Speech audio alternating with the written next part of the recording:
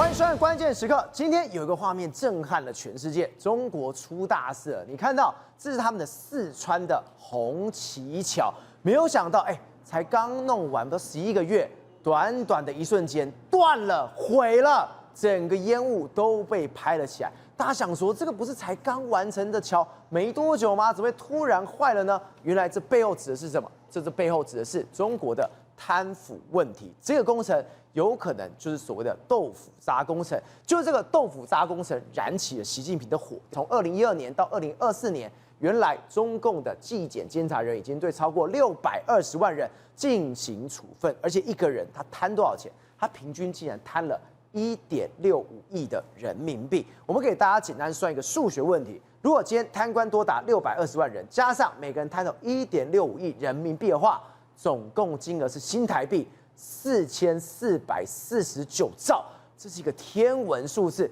如果用最近最红的陈志来说，他一个人有4500亿台币的话，等于习近平被贪了1万个陈志走。我相信习近平看到这个画面，他一定脸都绿了。为什么脸都绿了？稍后你知道这是什么吗？这是在这个四川阿坝州的一个他们称叫做国之重器啊，然后这个云中之桥，这个桥你看盖得非常非常高，这个大概有200公尺高的桥，就没想到突然之间呢，才完工10个月，突然之间就倒了，倒了之后，对，就倒了。我就说国之重器。云中之桥，他们对这个你看这么多形容词，通常都是非常重要一座桥，就倒了。倒了为什么？这座桥叫红旗桥。就红旗桥的时候，就目前为止，大家都说啊，我当地政府说这个跟我们偷工减料没有关系，这纯粹就是我们这个水质啊，或者地形破碎的这个关系。可你要说这没有偷工减料吗？谁相信？好，那我就讲。民众当然说偷工减料，为什么呢？习近平也认为有偷工减料的嫌疑，因为刚才赵我讲到，中国这几年不是都一直在抓贪官吗？那你知道，事实上在这几年的时候，中国已经抓了大概超过620万人啊，都是贪官。贪官来说，然后 BBC 统计就是说，中国落马的官员平均的这个贪腐的这个金额高达1.65亿人民币。对，好，所以我们用这样620万，然后去乘以每一个人贪走1.65亿，这样算出来的话，等于贪走1023兆人民币，然后我们再乘以约莫4点多，是4449兆新台币。那我们说这个陈志最近被没收4000多亿嘛，所以等于是一共是这10几年来贪官一众 A 走了1万个陈志，这么多的规模。我先跟大家讲，这座桥来在这个四川阿坝州的这个马尔康市这个地方，然后附近呢刚好有一个电厂叫双江口的这个水电厂哈。水电厂附近来说啊，因为盖这个水电厂的关系呢，它必须要把这个桥了这个远离这个水电厂下面的这个河流，所以它就盖得非常高的一座桥。就没有他们的说法是说啊，因为11号因为山体的变形嘛，变形加剧，然后山体都滑坡啦，那滑坡的话，当然路基也没办法撑住啊，路基没办法撑住，就整个就往下滑的过来。但是他们就说，这跟施工品质没有关系，这主要原因就是因为这个是山体滑坡的关系，完全推给山体滑坡。然后他们还说什么？你知道这座桥在今年1月才合拢，才2边才合起来，因为它在桥是2边这样盖起来，然后完工10个月左右，然后上面还没有正式的通车，就报废了。所以也就是说，他们有试行，没有正式通车就报废。那目前为止，根据他们的说法是这样，他们就说啊，有啦，我们已经发现到啦。你看之前已经发现到有裂缝的这个状况，就说在10号上午就说，有红旗桥右岸山体出现变形的这个状况，然后我们就通知大家赶快临时交管的一个状况。就没想到到了11号的这个约莫下午4点的时候，变形加剧，山体滑坡，导致整个桥就悬空。这个让我们很难相信一件事情：当你要在这边建一个桥的时候，你难道不用这个对它的地形地貌做研究吗？当然，你要盖一个这么大座的桥，这地方会不会滑坡？你应该会知道啊，哪有那么巧，盖完10个月就滑坡的？所以你知道这个搞不好就是原本就计划好的嘛，计划好滑坡就倒下来的，故意盖在一个就是原本可能会瘫，那他呢说，山体滑坡跟我们偷工减料没有关系，那搞不好他们也有偷工减料，对不对？那事实上人家还说什么，这没有偷工减料吗？照你仔细看。这个桥墩有点怪怪，它怎么悬空的一个状况，对不对？所以人家就说，当然不是这个太离谱，你桥墩根本没在下面。对啊，所以人家说这你要说这没有偷工减料吗？这谁相信有没有偷工减料？好，那我跟他讲，你看，我就说这个中国在这个西南地区盖这样做，我们看完工是这个样子，知道吗？哇！横跨过下面的这个所谓双江口的这个相关的这个所谓发电站，那所以他就设计什么？然后这个桥梁全长758米。然后主桥采用3跨1的这个方式来说话，这个连续钢构的这个架构，然后主跨有220米，然后主墩高了172米，堪称是云中之桥。这看起来很漂亮。对，你看中国这一定会大吹特吹，国之大重器啊！你看在这样的中国这个工程师又克服了一个难关又一个难关，他们一定会这样吹嘛，对不对？所以你看，他们当时你看他们热烈庆祝这个 G137福建公路红旗特大桥的这个中跨顺利合拢，就是两边这样顺利合拢的时候，他们还做了这样一个这个仪式。就没想完成就垮了，4月多合拢，然后还没正式通车就垮了。垮了之后，所以你要说这个其实很奇怪，你这个桥怎么会弄成这个样子？然后这个我相信大家中国民众看了大概也会满肚子气。好，那你看现在他们就说什么？他们就说啊，我就跟你说这是自然灾害啊。他就现在拿出这个过去的报告，他说呢，你看四川省的这个地质检测总站就说，这个阿坝州的地质灾害风险评估里面，他说，因为在这个地方，因为板块活动频繁，因为我们知道事实上，我们如果最近听到四川地震，有很多在阿坝州那边，对，然后活动频繁，对，然后岩体破碎，加上水电站蓄水后可能引发地下水位变化，容易诱发滑坡、这个崩塌等灾害。你早就已经有这样啦，那你干嘛盖？他还是照样盖，他就说我可以克服这件事情，结果你看到这个都已经裂掉了，这哪来的克服？对，好，我们就想嘛，因为它下面就是所谓的这个水电站，那水电站我们不是说吗？我们说这次验色，我们以验色舞大家都听得懂。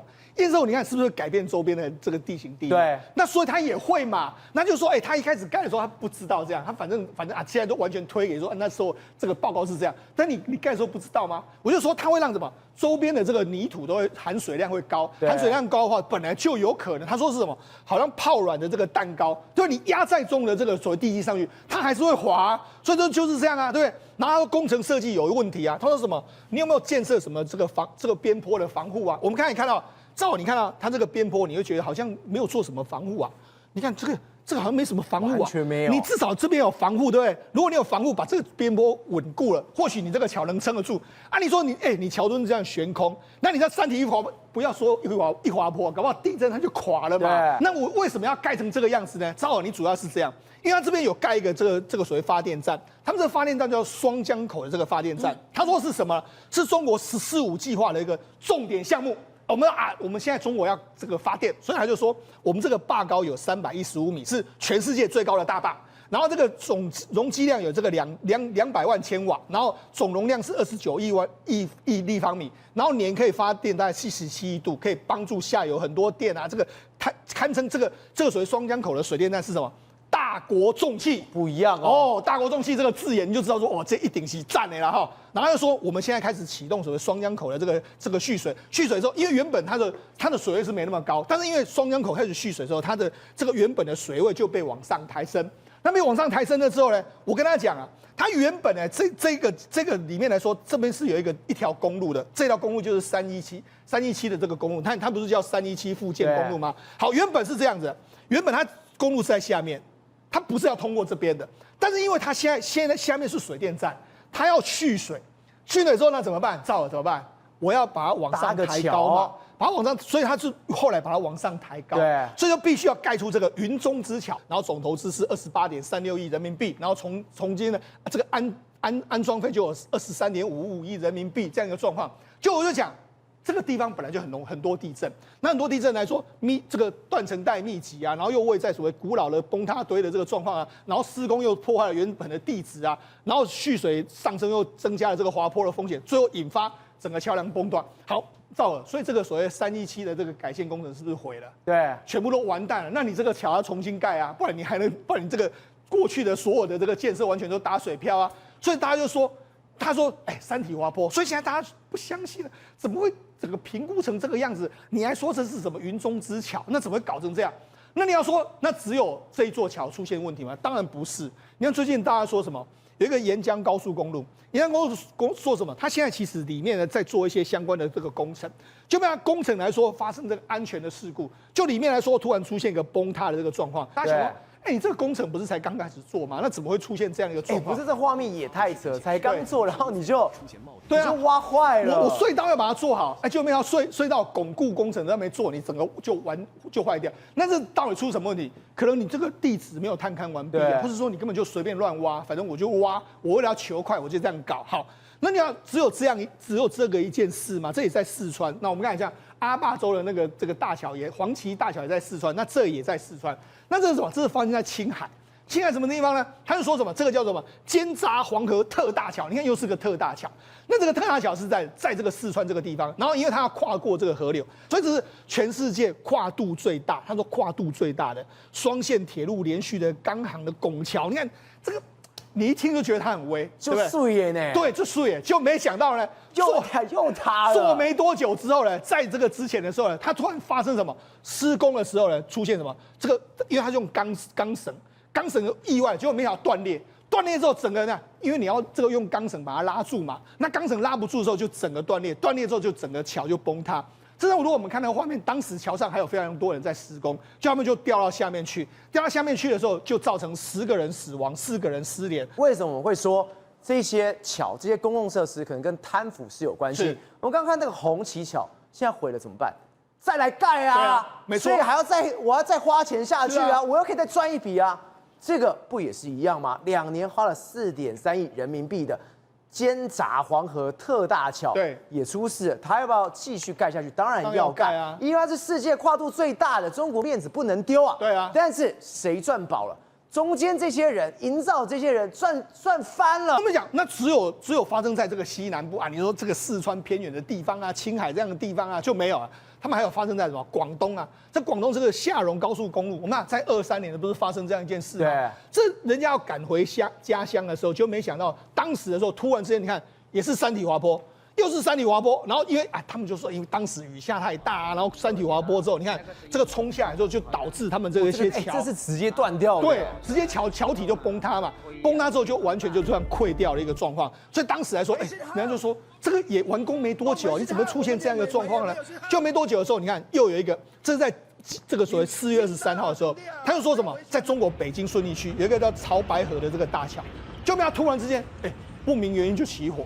所以很多民众都觉得很奇怪，你这个桥为什么突然之间起火？到底是发生什么事？那也不知道，然后就只能够封闭这个桥梁，大家也不知道发生什么事情啊，就觉得怎么会发生火警啊？那到底怎么一回事啊？那相关单局也没有说是怎么回事。而且我就觉得最夸张就是这个云南的高速路，对，开通13年来，我们看到这个，这是什么东西？他想说这发生是有地震，它裂开没有？就一场雨，对，一场雨就可以让云南的路给裂开。对，这场雨来说是令人心碎的雨，让桥都会断裂的雨。为什么这样讲？你看我们先讲这个叫做南景高速公路，我们先给大家看，原本是这样子，你看这样子，哇，看起来是很漂亮，你看也是把它高架起来，对不对？然后这是一条匠心品质之路，匠心，对，没错，很有品味的感觉，匠心呢。你看沿途的这个风光这么的漂亮，然后因为它在云南嘛，我们云南的话很多风光明媚的地方，结果没想到，这个才开通约莫是3年，就没想到3年之后这么一条漂亮的路，在一场大雨之后呢，就毁成这个样子。太离谱了！那你看，再毁，这是狂风暴雨吗？看起来也不像是啊。没有，他就说是一场大雨，但是你看这个，你大雨怎么会？我跟他讲啊，如果你真的工程没问题的时候，你桥墩坏了的话，你就整个坍塌。像我们记不记得以前我们看到这个日本的这个阪神地震的时候，它的高架桥是整个倒下来，它桥墩倒了，但是它上面都好好的，可它不是赵，你看它是碎片你要说这里面没有偷工减料，我也不相信，怎么会碎成这个样子？我们从来没有看过一场大雨能够让桥变成是这样的状况。然后他们就说：“哎呀，幸好我们这个没有任何的伤亡的这个状况，这个不幸中的大幸。”问题是，如同赵和讲的，这些是不是事后要重建？当然要重建来说，你看我之前先盖一个说 A 笔，然后这个时候再盖一个再 A 笔，这就是中国他们 A 钱的这个方式。所以我们就讲，那事实上连中国官方都这样说了。你看这是说什么？中华人民共和国财政部，然后说什么财政部关于6起地方政府隐性债务问责典型案例的这个通报，这里面他讲的是四川，他说四川成都市透过什么国有企业这个电所谓的他们城市的这个有这个更新的这个项目啊，然后一共多少钱呢？新增多少？你看610亿人民币，这是今年8月份发出来的，对，没错，四川的噼里啪啦一大堆，罄竹难书。对，来导播，我们看到这一边，辽宁啦、福建啦、山东啦。一小块，一小块，一小块。对，你四川到底有多坏啊？因为今天你到底 A 了多少钱？今天又爆发了这个所谓的这个红旗特大桥的倒塌，你就知道说其实他们真的 A 的蛮多。那你看有600多亿的这个数字，好，所以我就说后续还会有越来越多的这个相关的这个状况会发生。而且他们已经说他们要杀进去了，开除党籍、开除公职相关人员。我要处理你了，我要真的要清理你了。你说开除党籍有什么关系？我早上我已经 A 了钱了，那我无所谓嘛。所以我就说这个案情来说不单纯。好，然后我就跟他讲，事实上目前为止来说啊，中国就一直不断的在处理嘛。你看，根据从2012年以来的这个18大，中国已经有处理中管干部，就是副部级以上有500人，对，然后提供受贿金额超过1亿元的这个90人，大概是18%左右。对，好。那18%里面来说，他们就说2024年有34个超过这个1亿。好，那里面来说有李建平。哦，李建平来说，你看他是干什么？我们以为说他可能是高官，没有，他叫做呼和浩特市的经济技术开发区的党工委书记。好，这是什么意思呢？他就有点类似，他担任的是我们台北市，譬如说我们现在不是在开发这个所谓的这个北四科，对，北四科区的一个这个主管。就没有他这样小主管，对，他就2016到2018 A 了中国国有资金14.37亿，那折合这个新台币大概约莫是50几亿了哈，然后平均每天污了大概200万台币，然后200万人民币，大概是新台币904。等一下，等于他开门每天都 A 了，对啊，900多万台币，他坐在办公室就赚翻了，坐在办公室坐一天就900多万来。好，那还有谁呢？白天辉，那白天辉 A 了这个11.08亿，然后孙志刚呢 A 了8.13亿，所以你看大家都议来议去，所以说，我们台湾有时候我觉得我们台湾看到这个都觉得为什么中国民众、中国官方看到我们这个官员 A 的钱，说这什么东西啊？这样也是算 A 钱？因为他们随便 A 都 A 成这个样子。好，那么他们还有一个报告，这是什么？我国公共工程腐败模式的这个分析，还有腐败程度的这个初步测算，这个也蛮敢写的。他说什么呢？他说呢，中共公共工程的这个腐败案数的话，腐败案件大概占全国腐败案的这个立案的10%。对，所以就是说呢，大概我们这个公共工程呢是腐败案的这个，我们的腐败案里面有10%就是公共工程。好，然后初估了公共工程腐败的这个占公共投资的金额在25%。为什么这个习近平要抓那么多人？如果按照这样来推估的话，你知道中国过去从这个习近平上台以来，他做了多少重大建设？每一年中国都有非常多的什么大工程，一大堆高铁啦、高速公路啦，一大堆的基础建设。25%都被 A 走，对，那当然 A 了非常多，所以我们一开始推估说 A 了1万个左右的层次，这个恐怕不是空穴来风的一个状况。慧珍，我们刚刚讲，现在连中国都要杀成质，你这些贪官赚这么多钱，一个小官每天开门赚900万的，你钱要拿到哪去？不可能留在中国嘛，一定送到国外去，送到国外去是要靠谁？靠陈志，还要靠另外的人。之前讲过诈骗妖姬钱志敏。钱志敏，结果没想到今天有新闻出来，我吓一跳，哇！钱志敏的床照都出来了，这警方直接进去，他还在睡觉，迷迷糊糊，你给我起来！他吓死了，是直接攻坚哦！这是2018年钱志敏第一次被英国警方这个逮捕的一个画面。但是他在这一次逮捕之后，狼杠起来，你没看到？你看到？哎呦，三个被请后呢，结果一带妖姬两个跟跨埋起来，就想说是不是走唔丢狼啊？没有啦，这个可能是在被逮捕的时候，因为你知道睡觉没有，还在睡觉当中哦，迷迷糊糊的，迷迷糊糊的。所以呢，这个应该是这一次应该是去年2024年4月，总共这个英国警方有抓过他2次，2018年一次，2024年一次。那这一次呢，这个你现在看到的画面是最新的画面对，这就是2018年那一次，有没有看到全身紫色的？哇塞！然后老型仔呢？他穿的是什么高级睡衣呢？不止穿了高级睡衣，后来人家现在进一步曝光，说他裤子有没有身上穿的衣服裤子？他说里面内置缝了一个东西啊，就后来打开之后发现他竟然是比特币相关的个账号跟资料啊，真的假的？所以他们说他光那个身上那个比特币账号跟资料20几亿。所以他是睡在20几亿的床上，你知道吗？真的是财富上那不可思议。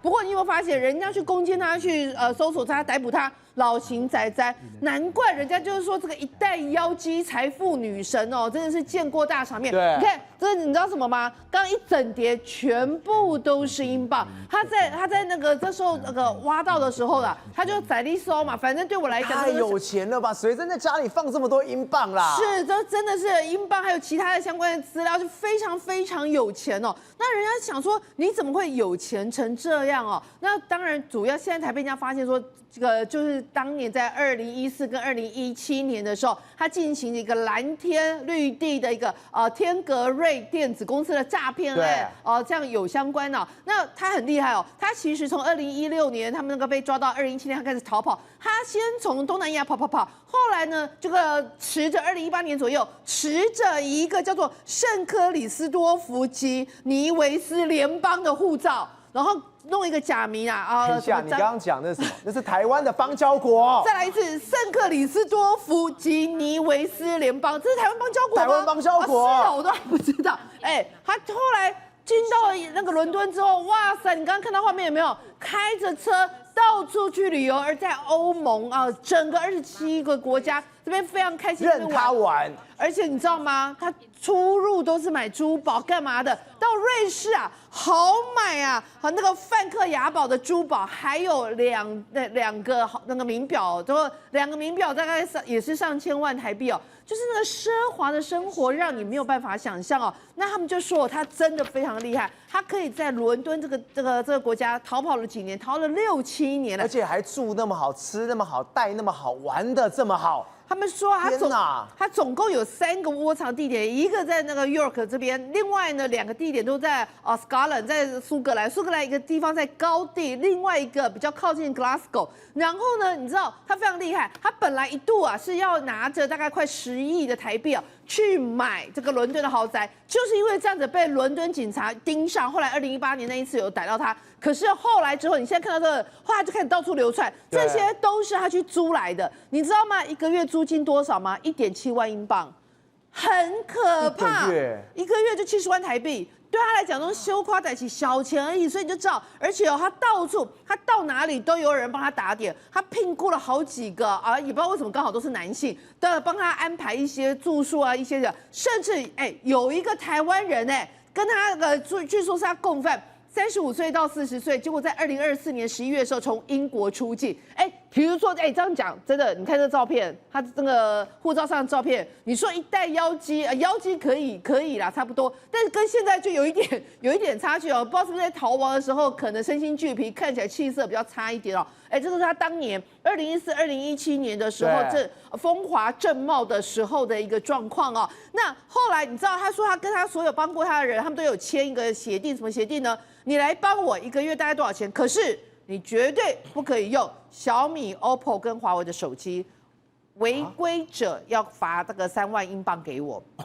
所以你就讲到，是中国的骗子吗？但中国的东西他也不敢用不敢用，因为他认为中国他有后门，他认为会有后门哦。那除此之外，你知道他可以这个流窜那么久其实就有人在帮他。现在被抓到，他这一次被判刑11年8个月。那另外一个同样这一次也被抓到被判刑的是一个马来西亚籍的这个男生叫林承福他在2022年的时候开始帮他，他帮他非常多，包括帮他买卖比特币，然后洗钱然后帮他租地方然后很多假护照假身份都有。结果这个男生，你知道他脑子其实非常好你知道他曾经想要再帮他弄个假护照，他要怎么样？你知道吗？他竟然上网去抓那个沈殿霞的照片，然后你说沈殿霞照片，然后拿来跟他，结果真的没有人认得出来，就应该是一样的人，对，就是没有人认出来，所以你就知道这个塔卡马今后，结果刚提到这个林承福这一个马来西亚籍的这个共犯据说他也来过台湾，他总共被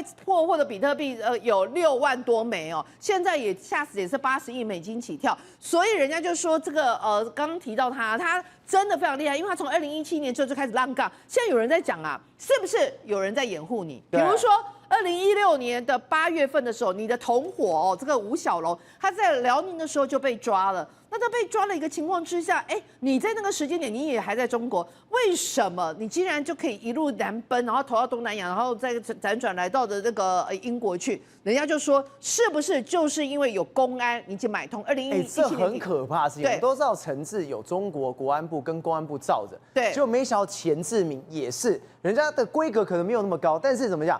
现在连这种当地的公安局也有人在帮忙你的，是因为我们刚才提到嘛，那个吴小龙2016年8、9月就被抓到，结果后来，你2016年8、9月被抓到，钱志明在2017年的这个9月还是10月的时候还在中国，那你其他的共犯50人都抓了，怎么可能光就是这个钱志明竟然会独漏他？然后他也是体型蛮壮硕，也不是很容易被忽视，所以怎么可能？所以人家就说你根本这些放他人根本都是被买通了。你甚至在2017年的12月，你天津警方发布的通报里面根本没有通缉他。然后在去年的时候，你有没有看到？他就说其实他的比特币部分比特币处于休眠状态。2024年的1月，其中有100万就被发现，就你知道被发现移转到哪里吗？中国交易所，所以后面是不是也是中国老大哥在操盘呢？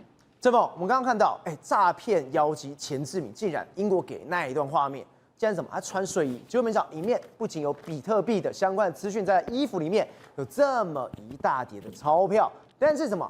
你说他原本根本不会被抓，他原本可以更爽的，结果竟然败在哪里？败在一个猪队友身上。这猪队友是谁？这个人叫做温检，你说是这个温检，他的行事作风太高调了，高调到说我英国警方一定要弄你，就弄的时候什么，我连你钱志明我一起弄到底的。是，本来钱志明是可以逆中逆的很好的，就是拜他自己的分身管家。这个管家谁呢？就是你刚刚讲温检。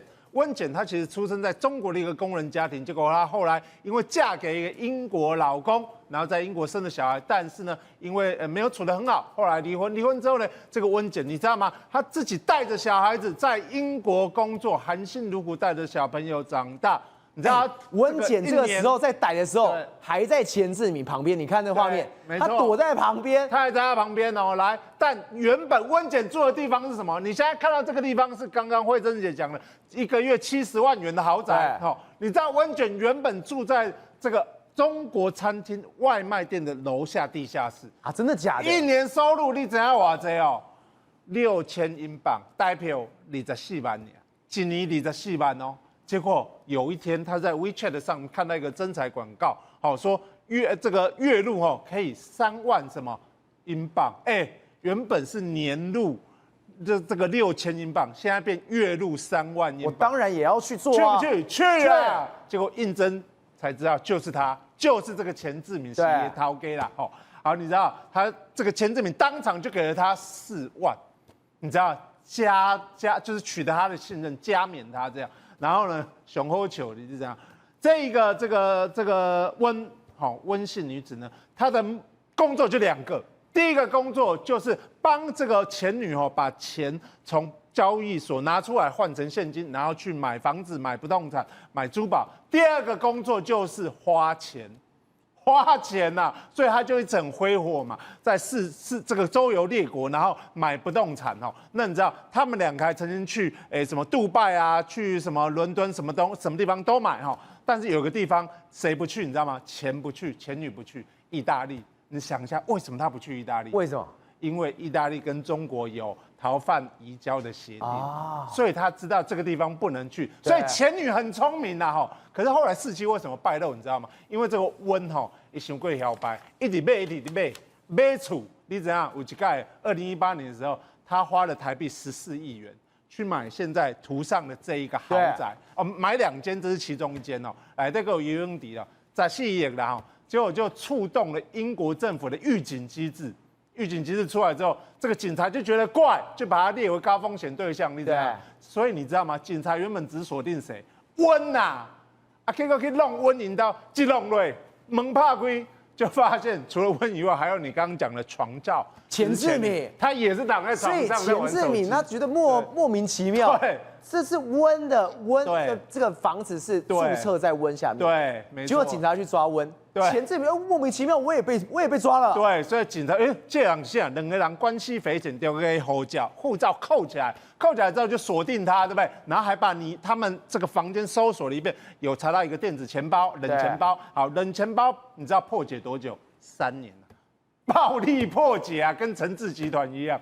暴力破解了3年，就发现里面居然有6.1万颗什么比特币嘛，被代表它大概被2000亿嘛。所以幸好是英国警方那边有这金融系统这边有警示，直接去冲的啊。对啊，没错啊。所以就是透过这样子的机制，才发现说，这个有不法所得。但你想看，它原本是冲温嘛，对不对？后来怎么2024年怎么又再冲第2波去找到这个前女呢？我跟你讲，这个还是要靠谁？靠中国啦。为什么？因为被害人刚慧珍姐有讲，都在中国嘛。对，所以所有的证据都在中国，英国跟中国必须要合作，而中国老实讲也很努力跟英国合作。可是你想一下，对比一下，这个前女是诈骗首脑。陈志是不是诈骗首脑？当然是啊！美国全球通缉嘛，连台湾都很认真，对不对？你看，咱台湾的版陈志有零金某有嘛？25个被告压了几个？4个，好，虽然有待加强哈，21个，其中有一个就是管理和平大院嘛，屠女嘛，对不对？对，之前30万搞爆了。刚最新消息，北检不爽30万交保，提起抗告。最新消息是高院驳回啦。所以他还是交保了，好，但所以代表我们的司法机关可能还有加强努力的空间。不是，我们刚刚特别提到，现在对于习近平来说，他今天为了要哄这些红2代、红3代，你不要过来弄我，你有钱你好好的赚。但如果你今天敢弄我，你也就死定了。所以现在中国越穷，红2代真的变得越来越有钱，而且都不演了，通通都跑出来了。我们知道星巴克卖给了江泽民家族嘛，现在又有一个外商撑不住了，是美国的汉堡王。汉堡王也卖了，对，因为都在赔钱嘛，中国内卷，中国都是割韭菜，结果谁出来割韭菜？叫做元丰资本，他把汉堡王的股权83%把它买下来，那汉堡王原始股东 RBI 只保留了17%。1250家店只卖27亿左右，其实非常的便宜，一卖还要卖20年的中国市场的独家权益，未来还要开4000家店哦。谁这么有钱把汉堡王买下来，不是赔了一屁股吗？对，那仔细一查才发现，又是个太子党，这个人叫刘乐飞，那他现在是元丰的 CEO 嘛，老板是他。那你看他的资历的时候，会觉得，这个人好像是金融圈出来的，中信证券的现在是董事，还是中国最大的人寿公司叫中国人寿的首席投资官跟投资部的总经理哦，管过很多大钱。结果他的真实的身份其实是中国前政治局常委刘云山的儿子。哦，等于是红2代了。红2代，然后也是江泽民派系的。那你仔细去查，哇，元丰资本到底现在在中国投资持有多少资产？因为买了汉堡王事件才会浮上来了。结果他现在管理规模超过1500亿人民币哦，总资产如果换成台币6500多亿，资产高得吓死人，投资了300多家企业。包括我们现在的蜜雪冰城，原来最便宜的奶茶、汉堡，现在后面都有太子党的身影。再来爱尔眼科，你看个眼科也是，还有泡泡玛特，他有投资。大家在抢拉布布的时候，才发现拉布布后面也有太子党。那在全世界各地还有办公室。那他的好哥们是谁？好哥们一路成长，甚至被香港媒体揭穿出来。他们两兄弟其实从江泽民这一代一路说是好朋友。那这一次江泽民的孙子博裕资本，他的好朋友就是叫江志成，也把星巴克买下来，整个星巴克60%的股权买给他。所以你现在可以看得出来，红2代都不演了，对，一个买汉堡，一个买星巴克，你喝咖啡、喝汉堡、吃汉堡都是红2代的。那你仔细去查博裕资本，你往下查也是很有趣的事情，你就可以看到整个中国现在红2代哦，真的是生活中无孔不入。蜜雪冰城是他的，中国电池不是很厉害吗？宁德时代原来他也有投资，也是红2代的。中国在鼓励新药，恒瑞药业也是，海天味业是什么？你知道吗？中国酱油大王，所以酱油他也要投资。那你把整个版图一看的时候，你就发现，哇，天哪！博裕资本、江泽民家族加上那个元丰。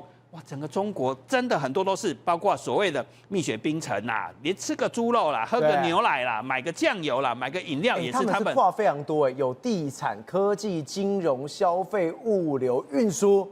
你看到这几家，阿里巴巴、美团、蚂蚁集团、小红书，这些大家都有看过的，都有，都是红二代，都有他们的身影。好，我来举一个例子，其实这个跟台湾很有关系，叫 SKB 北京 SKB。你乍听名字，你一定听不懂这是什么。这是北京现在最高级的百货公司，在东三环，叫做 SKB。可是它的前身叫什么？北京星光天地。你还记得曾经发生一个案子吗？星光三月的二代吴新阳两兄弟从北京要坐飞机回台湾的时候，被人家从飞机上硬拉下来，说你们贪腐。最后，北京星光天地被纪晓岚拿走了。就是最著名的是，中国竟然强抢台湾的星光三月百货。当年我还在现场哦，我跑了那个跑10几天，没想到那时候大家一直在查说，是谁哪一个人这么强？那个人叫纪晓岚，是中国军方出身的，抢了台湾的星光三月、北京星光天地，然后。结果现在他改名北京 SKB， 你才发现原来他隶属在博裕资本江泽民家族，所以当初是谁抢了？现在看到这个结构的时候，你才吓一跳，整个中国几乎都是红二代、红色贵族的。好，其实习近平不是没有想过要治理他，其实。我们刚才元丰资本买了汉堡王的刘乐飞，其实他们家族贪腐已经出了名了。我们都知道有一个巴拿马天堂文件，就是专门在记载全世界政要洗钱，那时候被披露出来，包括习近平的姐夫邓家贵、刘云山的媳妇，也就是刘乐飞的老婆贾丽青、张高丽啦、李鹏啦、贾庆林啦，还有薄熙来的老婆古开来的所有的资产怎么洗在外面，甚至连刘乐飞他老婆贾丽青，他在海外开公司的文件都被弄出来。其实他们家贪腐是很多了，一直到去年，其实习近平还想动他。我们刚才不是谈到吗？有一个贪官叫做李建平，也不过开门就贪了900万，那个贪900万嘛。对，那后来被人家惊讶是什么？他被处以死刑，他只是当个小官。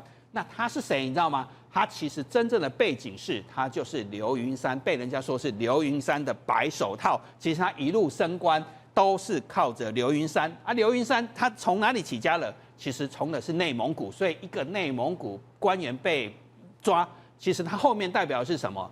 习近平打算治理这个贪腐集团，没想到这个贪腐集团现在反而不治理了。现在大家怎么样？通通都不演了，不演了是什么？他们曾经在2012年的时候就被香港媒体披露出来哦。你看哦，新太子跟巨商秘密结盟，江泽民的孙子江志成、刘云山的儿子刘乐飞，还有阿里巴巴3个密谋结盟，干了什么事？其实他们很早就认识嘛。那时候阿里巴巴要上市，必须要从雅虎把他的股权一半买回来。那时候要多少钱？71亿美金。那钱从哪里出？就是从博裕资本还有刘乐飞他担任的投资中信集团一起出钱买回来。买回来之后，拿国家的钱去把股权买回来之后，你知道他们分了多少钱吗？对，分了5%的阿里巴巴的股权，哇，超过100亿美金的价值。所以你现在搞懂了，整个中国，包括连阿里巴巴、马云，其实全部都是玩在一起了。好，有趣的现象是，他们现在都不演哦。习近平不是要打贪腐吗？结果他不演了。江志成去买星巴克，刘乐飞买买汉堡王，吃汉堡喝可乐，都是他啊。吃汉堡喝咖啡都是他们的。那马云现在干嘛？马云也真的不演了，他跟他老婆现在跑遍全世界去收购豪宅。我们刚才不是在讲豪宅是一个敏感的问题吗？对。现在他们最新的动作是在去年年底的时候买了英国叫贝尔格莱维亚区的一个高级豪宅，这是英国全世界。不管是英国还是全世界最富裕的地区，这个豪宅，那它还在1920年的时候，其实是意大利驻英国的大使馆，是一个2级历史建物。然后位于这么豪华的区，又是一个历史建物，这个就叫稀缺物件，你知道吗？全世界想要找第2件，就是这里很美耶，非常的豪华。重点是它是1920年100年前的古迹，你还能改成这样。再来是它位于英国最贵的地段之一。好。马云家族还不止买这个，这些日子他怎样吗？英国、新加坡、法国、香港、美国，到处都在买豪宅。他想要告诉世界是什么？习近平打贪腐恐怕是假的，我们全部都不演了，我们很有钱。